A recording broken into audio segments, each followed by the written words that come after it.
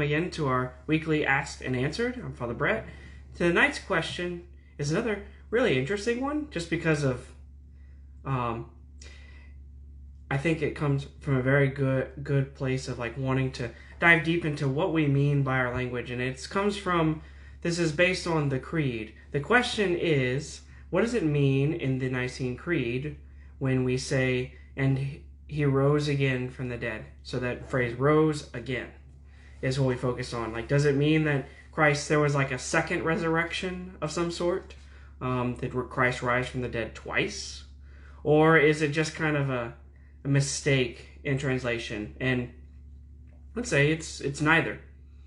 It's actually, what's happening there is something just that we've talked about before, is just a way in which, like, when we're rendering the Creed in the English language based on, especially in this case for the Mass, based on the Nicene Creed, which comes to us in the Mass in Latin, it's rendering something in the original text that maybe is harder to express in our English language. So in the Latin text, the phrase that is translated there literally is "resurrexit tertia die," which resurrexit is the word that is translated "rose again" in our English text.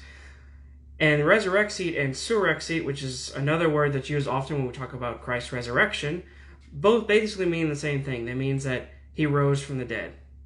But resurrexit, because it has that little extra, that re, kind of has this kind of emphatic nature, like he rose again. Like, it's really emphasizing that he rose from the dead. He was dead and he rose. Essentially, there is no difference, but that extra re is kind of preserved when we translate it by using that again. Or you can think of it like rose back from the dead, or he, like, just that kind of difference in language.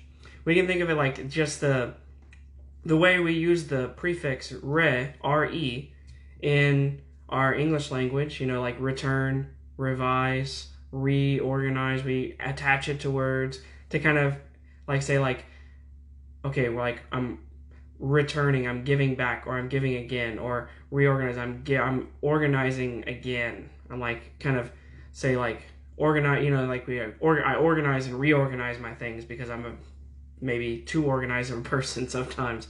It's emphasizing that kind of action, and so that's maybe kind of what's going on. And so what it basically comes down to, why does it say he rose again from the dead? It's because they're trying to take something from the original language that we get it in and kind of bring it out in our own way, using the translator's choice for how we express that idea, that emphasis. And so I hope that's enlightening, and hope that's helpful to know, like, kind of how these things come about. I think it's good to sometimes to ponder, why do we say things certain ways in our prayers? And it helps us to understand, like, where these come from and where we can look to find answers to these questions. And so I offer that to you, and I just thank you for your time, and God bless you all, and have a great night.